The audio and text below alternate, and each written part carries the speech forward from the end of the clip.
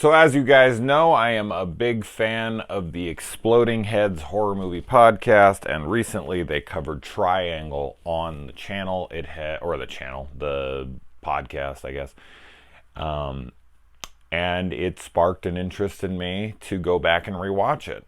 Now, my first viewing of this was very pleasurable. I very much enjoyed it. And I've always wanted to watch it again, but they definitely got me going, shit, I need to go back and rewatch this. This would be a fun film to discuss. So, Triangle from, 2009, I want to say, starring Melissa George, and we even have Liam Hemsworth in here. Those are the two most notable names in the film. Now, of course, we're going to be talking spoilers, so if you haven't seen this movie, I highly, highly recommend it.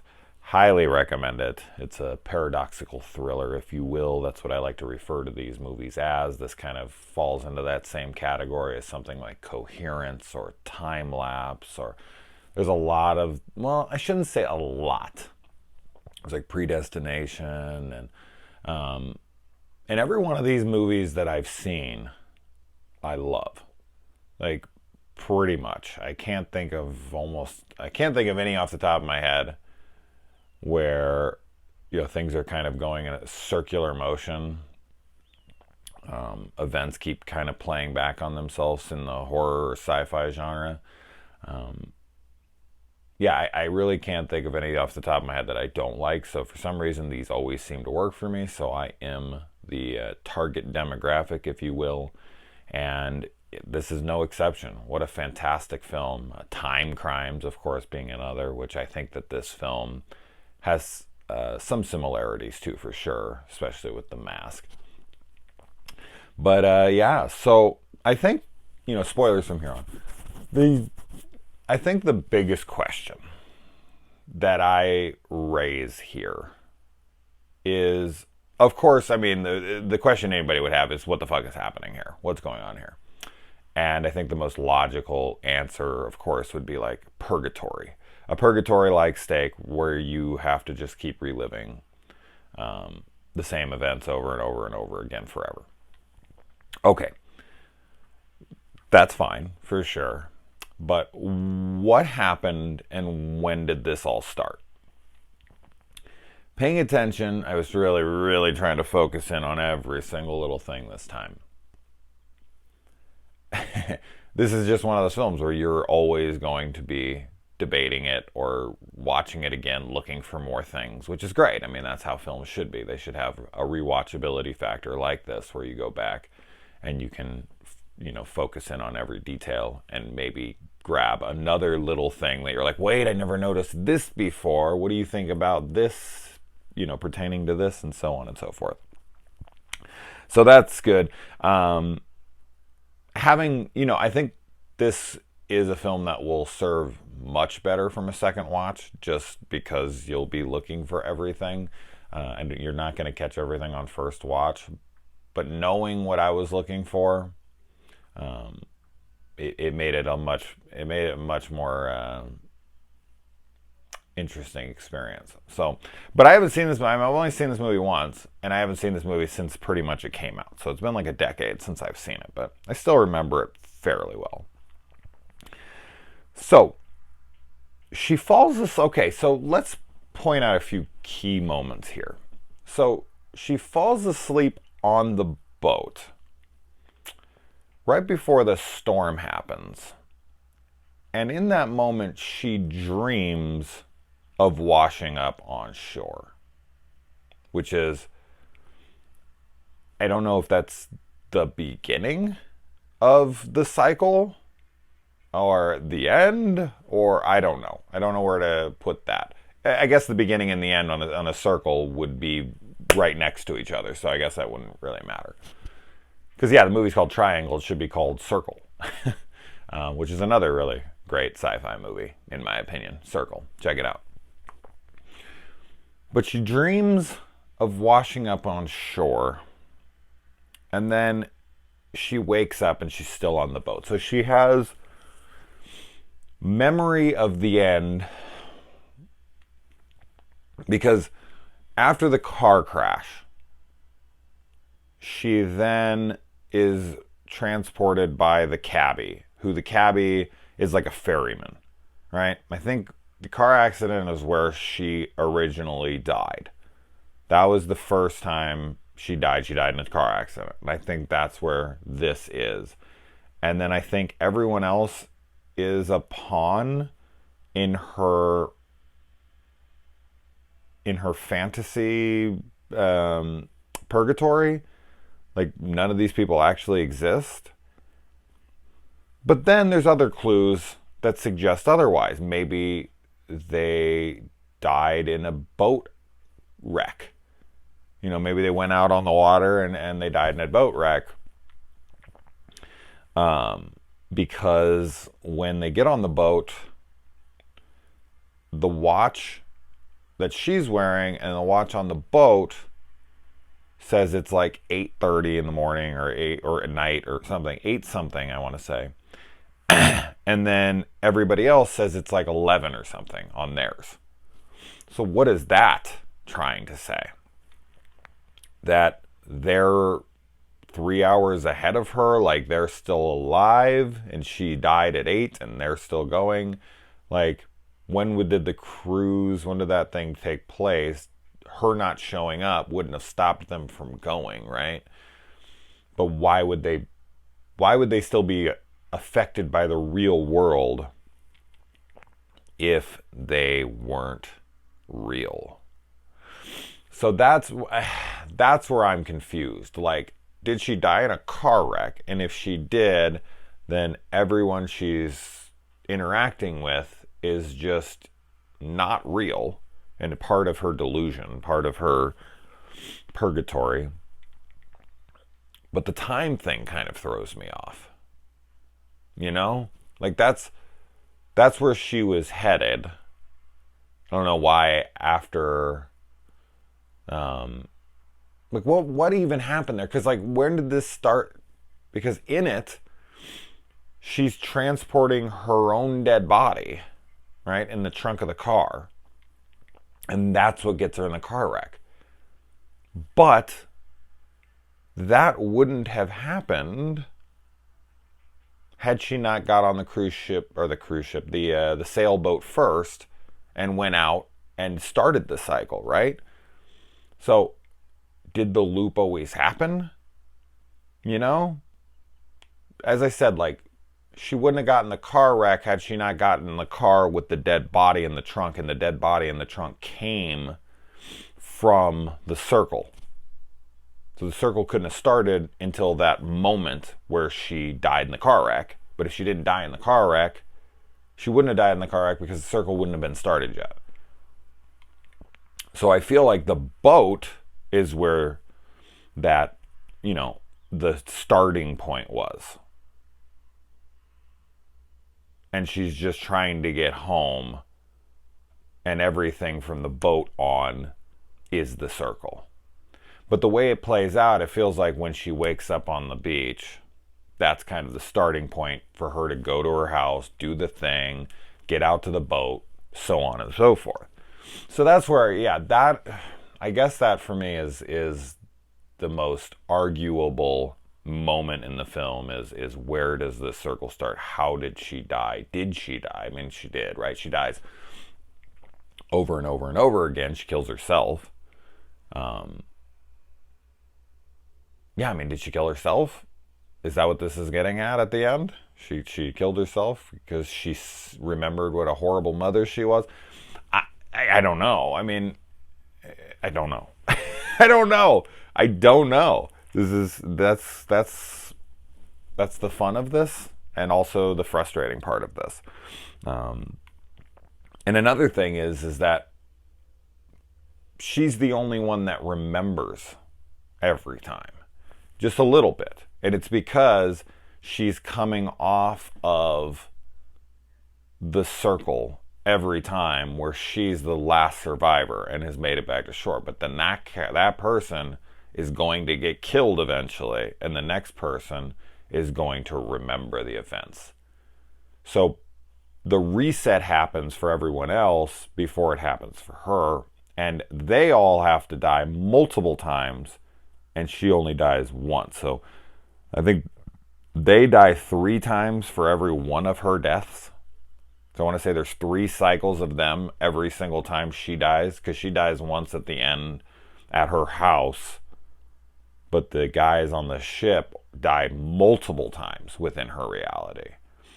And she's the one killing them or being around as the last version of herself, which is still the only version of herself technically. But there's multiples at any given time. So there seems to be 3 of her. I want to say that's what I'd come up with. There'd have to be, or wait, is there 2 or 3 versions of her on the ship at any given time? I want to say there's 3, but maybe there's only 2. Man, I'd have to think back about this now. I think I wrote down notes, but I said, yeah, 3 Jesses on the ship at all times. Because when she gets on the ship, she sees herself up here. But then, so when they're coming to the ship, they see the face at the top. And they're like, hey, hey, hey. And she backs away, holy shit. And that person doesn't interact with anybody, but that person is still dealing with the person who shot everybody, because that person comes back and she knocks that person overboard, and then she goes off and does her thing and runs into, yeah, because there's the one she sees on the ship, which, okay, yeah, that would make sense, because every time it resets all of them plus a new her every time. That's right. Okay, that's where I'm confused. I forget. Okay, that makes sense. So every time the ship comes up, it's carrying another version of her. And this happens 3 times, right? So then there would be 3 of her on the ship, because she comes up the once, then she sees the other one coming. That's the second of her. The third of her is already on the ship. And then she's trying to kill everyone so that it can reset again. But I think before the next reset, she falls off the ship, leaving the 2 that are there for the third to get. So I think there's 3 of her on the ship at any given time. I think that's the most amount of Jesses there are on the ship. But there's only ever 1 living version of the other one. So the other 4 have to die. And then where is Heather? That's another interesting question here. Did Heather live? Is that what happened? Did they all die in a boat crash and she's doomed to repeat it because she's the one with the tarnished soul? But they have to repeat it. So, like, it's weird because some things reset on the boat and some things don't reset on the boat. Like, there's an unlimited amount of those jumpsuits and guns and whatnot. Now, there are a few of them, but with as many bodies as you see. That one chick's body, I wrote her name down somewhere here. The girl who crawls over onto like 1,000 of her dead bodies, which is a terrifying moment in the movie. When she crawls back there, that's like, okay, those all stayed there, you know? But then other things reset. Like the blood on the railings and whatnot, I feel like reset. The guns and the outfits and all of that reset. So certain things reset themselves, but other things don't. That's curious to me. Now that could just be convenience for the film, but yeah, I don't know, man. It's a mind fuck of a movie. It really, really is, and in a good way. And this really, I mean, it does play on the paradoxical thing, but it also plays on my favorite subgenre. Where is everyone? When they get onto the ship, they can't find anybody. There's nobody up there. You know, it's this huge ship. And the ship is called the ILS or something. The ILS. And I tried to look that up because they talked about that a little bit. And I was like, I think that's a clue. And I was trying to research that Greek god. And there's like 3 different versions of him. And they say something about him like cheating death or something in the movie. And I'm guessing that's supposed to be a clue towards what Jess is doing here. She's cheating death by living in a circle. But I don't know. I don't know. I couldn't find enough on this guy. I was Wikipediaing it, and I was looking at all these different websites, and there was just not enough information to gather much from it. I was like, oh man, I thought I was gonna like crack the case when I looked at that stuff. I was gonna be like, oh, so this guy did this, this, and this. Okay, that kind of makes sense to how this would pertain to this and this. No. Calling out Sally every 10 seconds, of course, reminded me of Franklin in Texas Chainsaw Massacre. And I just kept imagining that annoying little son of a bitch. And I do like the line where she puts on the mask and he's like, why are you wearing that mask? And she's like, I don't want you to see my face because this isn't me. That's a great line. That's a great line. And yeah, I'm looking at my notes here to try to see if I have... she doesn't remember that she's a shitty parent. She doesn't realize... Because, I mean, there are moments in what she's doing that I can relate to. Sometimes you lose your patience with your kid.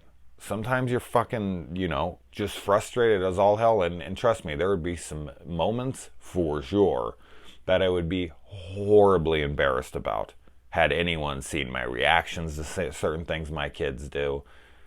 Yeah, and I've told people that don't have kids, there's plenty of nights where I'm glad I don't drink anymore, because I feel like I'd be down in shots every single night after the kids go to bed, feeling terrible about certain things that I've said or done, Okay, maybe not every night, but you just, you're not perfect, and your kids can get on your nerves, and of course it depends on the kind of person you are. Everyone's different. But man, I have fucking lost it a few times on my kids, and I just feel like a monster. Now, that being said, she's a little overboard. She's a little worse than I've ever been. And some of the shit she's doing, especially since her kid is, mentally handicapped, and she's going and coming at him as hard as she is in these moments. Yeah, it's not the greatest thing in the whole wide world. But yeah, she kind of realizes in that moment, like, oh, I'm a shitty parent. I'm terrible. And she wants to fix that in herself. And it's really sad. It's really fucking sad. And I know a lot of people would be so quick to be like, oh, well, fuck her. She's a terrible person. Look how she treats her kid. I mean, she's a single parent. She's with this kid all the time. Kind of reminds me of the Babadook. This is like the Babadook, but with a paradoxical element to it. Like, her kid is driving her absolutely insane, and she resents herself for hating her child. And I think any parent can relate to that at a moment. Maybe not every day of every hour of every day or anything, but there are moments where you sit there and you're like, oh my God, I can't believe how I'm feeling towards my child right now. I never thought I'd feel like this. I'm so angry at them. I'm so fucking done with them. Now, another interesting fact here is that when that chick calls through on the radio, she calls through before the storm hits them, but after the wind dies. So you could say that because I feel like the circle, it really just depends on where it starts.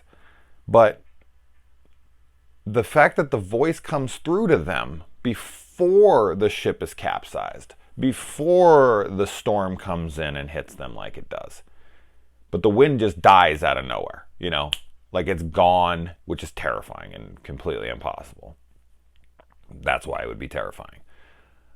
But yeah, they're just sailing along, boom, and the wind goes dead. Now, is that the moment that they enter the, they never even say that it's the Bermuda Triangle in here, which I don't think it is, but I mean, that's what you would assume.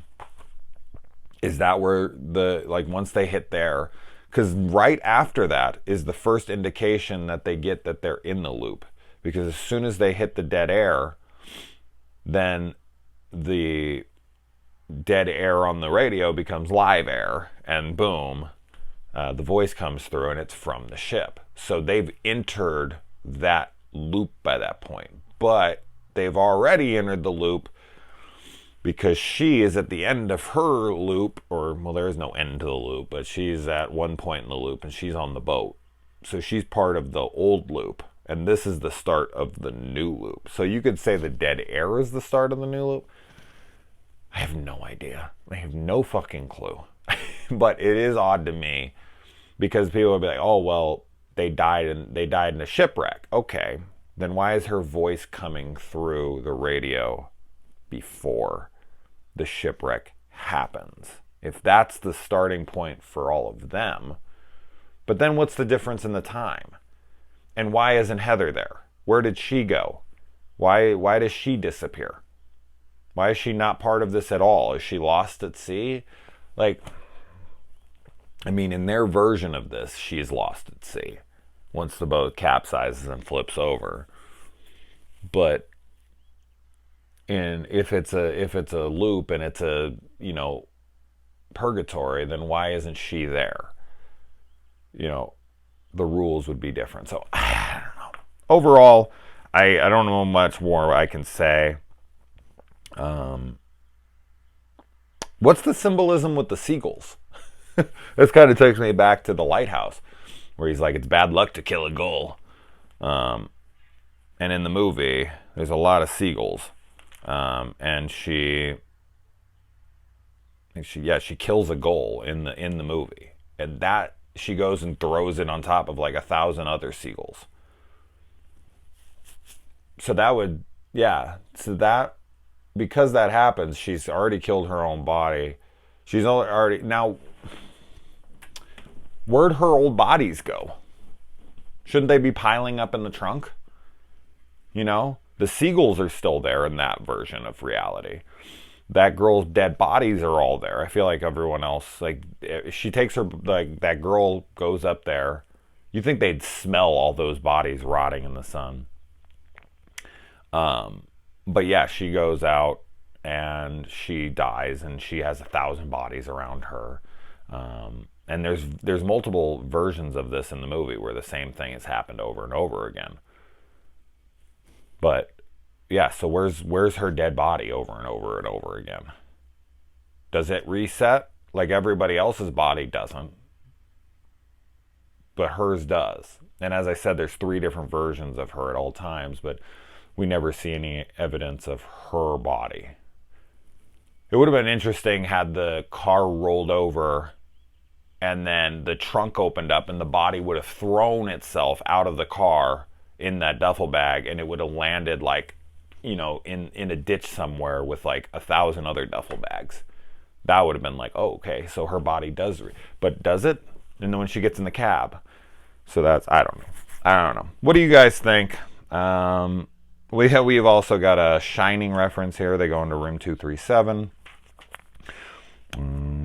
Yeah, I think that's all I can say about it. I'm just throwing out guesses and random shit here. I don't know. This is a great movie. It's fun to fucking let your brain go wild with it.